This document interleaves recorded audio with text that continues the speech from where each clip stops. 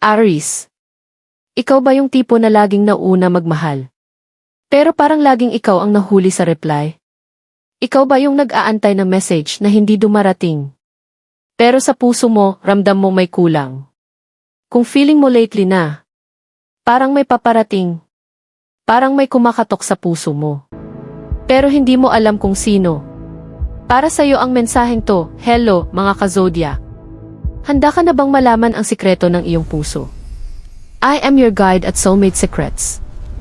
At ngayong sandaling to, hahawiin natin ang ulap ng pagdududa sa buhay pag-ibig mo. Aries. May isang lihim na hindi sinasabi ng tadhana sa lahat. Hindi ito basta bagong kilig. Hindi rin ito simpleng attraction. Ito ay isang sorpresang pag-ibig. Isang taong hindi mo inaasahan. Pero matagal ka na palang inaantay ng kapalaran. Nakakatawa, di ba? Minsan, pinagtagpo kayo. Pero hindi pa tinadhana noon. Ngayon, gumagalaw na ulit ang tadhana. May dahilan kung bakit. Bigla kang napapaisip sa isang tao. Kahit wala naman siyang ginagawa. May dahilan kung bakit. Ang puso mo parang hindi mapakali. Parang may hinihintay kahit hindi mo alam kung ano. At ito ang mas nakakapagtaka. May isang detalye, isang maliit na sign. Na paulit-ulit na nagpaparamdam sa'yo. Pero binabaliwala mo lang. At kapag nalaman mo kung ano yon, maiintindihan mo kung bakit hindi aksidente ang panonood mo ngayon. Huwag kang aalis, Aries. Dahil habang tumatagal ang video na to, mas lalalim ang mensahe. At mas lalapit ang sagot sa tanong na matagal mo nang tinatago sa puso mo. Aries. May napansin ka ba lately na bigla kang nagiging tahimik kahit sanay ka namang prangka? Parang gusto mong magsalita. Pero pinipili mong manahimik. Hindi yan random. Ito ang unang senyales na may unspoken love na gumagalaw sa paligid mo. Isang taong matagal ka nang iniisip. Pero pinipigilan ang sarili niya. Dahil takot siyang masira ang kung anumang meron kayo ngayon. At makinig ka dito. May inisyal na paulit-ulit na lumilitaw sa energy mo. Isang letrang E, D, O, S. Hindi ko sinasabing pangalan agad. Pero kapag narinig mo yung letra, may kakaibang pitik sa puso mo, di ba? Iyan ang hindi mo maipaliwanag. Iyan ang dahilan kung bakit kahit walang message. Ramdam mo may nag-iisip sa'yo, Aries. Aminin natin. May isang kwento sa buhay mo na hindi natapos ng maayos. Maaaring biglang tumahimik siya, o pumasok ang ikatlong tao, o pareho kayong naghintay. Pero walang nangahas magsalita. Ito ang klase ng pagmamahal na hindi ka sinaktan ng direkta, pero iniwan kang may tanong. At yan ang mas masakit. Pero ito ang hindi mo alam. Ang kwentong yon hindi pa sarado. Hindi pa tapos ang kontrata ng kaluluwa ninyo. May isang sandali, isang espesyal na petsa, na paulit-ulit na bumabalik sa panaginip mo. O kaya sa alaala mo kapag tahimik ang gabi. Hindi mo lang pinapansin. Pero iyan ang susi, hindi ito darating na may pasabog agad. Hindi ito agad aamin.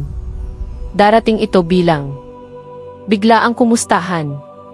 Simpleng reply. O isang tanong na may halong lambing. Pero mararamdaman mo agad, Aries. Iba to. Hindi ka ba? Hindi excitement lang. Ito yung pakiramdam na parang sinasabi ng universe. Ngayon mo lang maiintindihan kung bakit kinailangan mong masaktan noon. At may isa pang initial na gustong magpakilala. Letrang E-O-C. Kapag narinig mo yan, biglang babagal ang oras sa pakiramdam mo. Coincidence? Hindi. May isang tao na pinili kang hindi kausapin. Hindi dahil wala siyang pakialam, kundi dahil sobra. Sobra ang nararamdaman niya. Sobra ang takot. Sobra ang pag-iingat. Ito yung klase ng pag-ibig na mas piniling manahimik kaysa magsalita ng mali. Pero Aries, ang katahimikan, hindi palaging kawalan. Minsan, ito ay paghahanda at bago ko ibigay ang pinakaimportanteng sign. May isang bagay akong kailangang sabihin sa'yo. Bago pa man mangyari ang lahat, may inisyal na paulit-ulit na lumalabas sa panaginip mo. Letrang ni D-E-O den. Is it them? O may mas malalim pang dahilan kung bakit bumabalik ang alaala? Huwag kang aalis. Dahil sa susunod na parte, ibubunyag ko na kung paano mo malalaman kung ang sorpresang pag-ibig na to ay ang taong matagal mo nang hinihintay o ang taong magtuturo sa'yo kung ano ang tunay na pagmamahal. Aries, may dahilan kung bakit hindi ka mapakali nitong mga nakaraang panahon. Kahit busy ka, kahit marami kang iniisip, may sandaling bigla kang natitigilan. Parang may humihila sa puso mo pabalik sa isang alaala. Hindi ito nostalgia lang. Ito ay tawag ng kapalaran. May isang tao na bigla mong naaalala sa katahimikan. Lalo na kapag mag-isa ka. Hindi siya laging present. Hindi rin palaging sweet. Pero kapag pumasok siya sa isip mo, may kurot. At alam mo kung bakit. Dahil ang koneksyon nyo ay hindi pa tapos, Aries. Ikaw yung klase ng taong kayong magmahal ng buo. Kapag pumasok ka, lahat ibinibigay mo. Oras, effort, loyalty. Pero sa kwento ng pag-ibig mo, palaging may isang problema. Timing. Pinagtagpo kayo. Pero may sabit. May hadlang. May takot. May pangatlong enerhiya na sumingit. Ito yung klase ng relasyon na walang malinaw na paalam. Walang totoong closure. Kaya hanggang ngayon, may espasyo pa rin siya sa puso mo. Makinig ka ng mabuti, Aries. May mga letrang paulit-ulit na sumusulpot sa paligid mo. Hindi mo lang namamalayan. E-E-O-E. Maaaring sa pangalan ng tao, sa lugar, o kahit sa random na salita. Kapag nakita mo yan, parang may kakaibang pakiramdam. Hindi ka ba? Hindi saya, kundi pamilyar. Iyan ang senyales ng tao. Matagal ka nang iniisip, pero hindi pa handang magsalita, may isang tao. Pinili ang manahimik, kahit gusto ka niyang lapitan. Hindi dahil wala siyang intensyon, kundi dahil takot siyang masira ang kung anong meron. Ma-reject, o malaman mong mas mahal ka niya kaysa sa inaakala mo.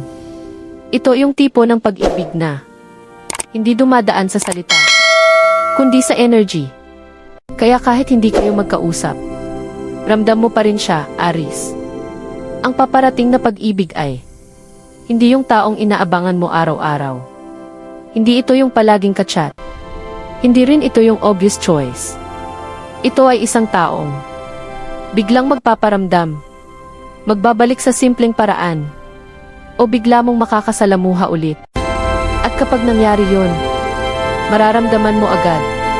Bakit parang walang oras na lumipas?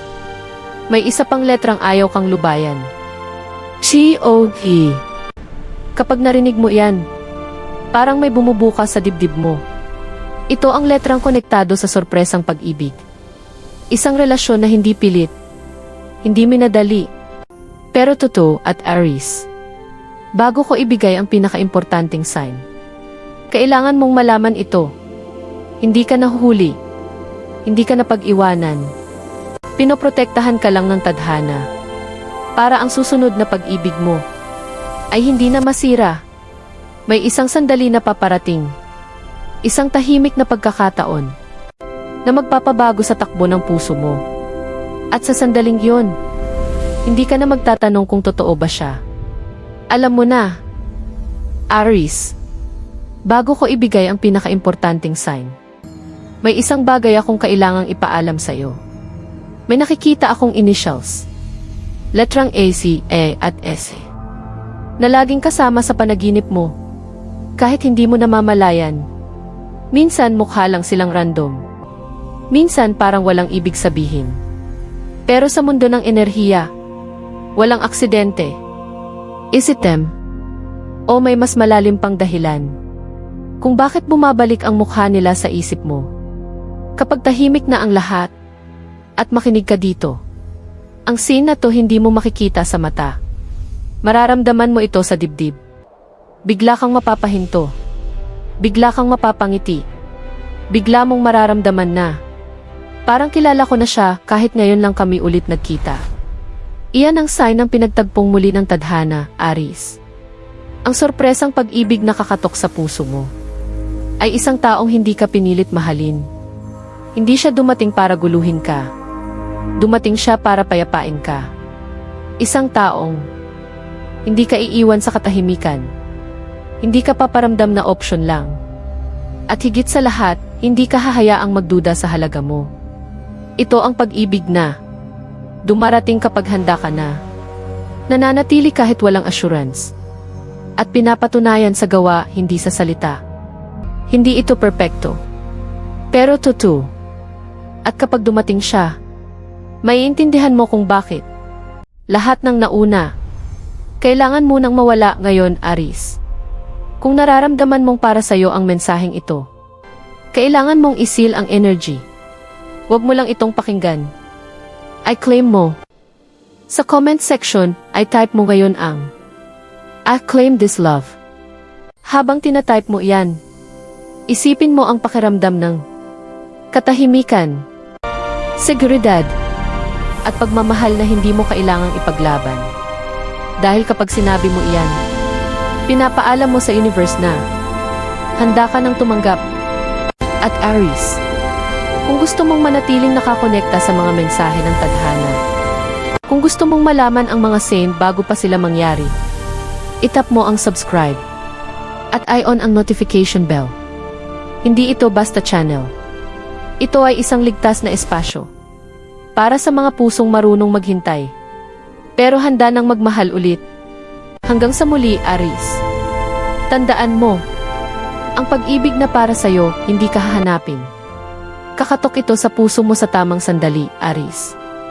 May tanong ka pa rin sa loob mo, di ba? Paano kung umasa na naman ako? Paano kung mali ulit? Paano kung ako lang ang nakakaramdam? Normal yan. Dumaan ka na sa pag-ibig na hindi bumalik. Sa pangakong napako. At sa katahimikan na mas masakit pa sa sigawan. Pero makinig ka sa akin ngayon. Ang paparating na pag-ibig na ito, hindi ka hihinga ng tapang para habulin siya. Hindi ka pagod. Hindi ka mag-overthink. Sa halip, mararamdaman mo na lang na pwede kang magpahinga. At para sa isang Aries na sanay lumaban, iyan ang tunay na himala. Bago matapos ang video na to, may isa pa akong gustong ipaalam sa'yo. May isang maliit na senyales na magsisilbing huling kumpirmasyon.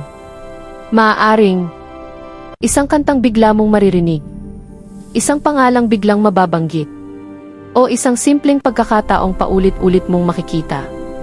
At kapag nangyari yon, may inisya na sasabay sa pakiramdam. Letrang E o E. Kapag nagtagpo ang sign at ang pakiramdam, huwag ka nang umatras. Hindi lahat ng pagkakataon binibigyan ng second chance ng tadhana, Aries. Kung pakiramdam mo minsan na ikaw ang laging malakas para sa iba, pero walang sumasalo sa'yo, nakita ka ng universe. Kung pakiramdam mo na ikaw ang nagmamahal ng buo, pero kalahati lang ang bumabalik, hindi na sayang ang pagmamahal mo. Ginagamit lang ito ng tadhana para ihanda ka sa pag-ibig na hindi ka iiwan sa gitna. Bago tayo magtapos, gusto kong gawin mo ang isang bagay. Kung may pumasok na mukha, pangalan, o pakiramdam habang pinapanood mo ito, i-comment mo lang ang emoji na walang paliwanag, walang kwento. Hayaan mong ang universe na ang umintindi. At kung gusto mong patuloy na makatanggap ng mga mensahe ng tadhana, pag-ibig at kapalaran, stay subscribed sa Soulmate Secrets. Hindi lahat ng tao handa sa ganitong mensahe. Pero kung nandito ka pa hanggang dulo, ikaw ang pinili. Hanggang sa susunod na tanda ng tadhana, Aries. Ang pag-ibig na para sa'yo papalapit na.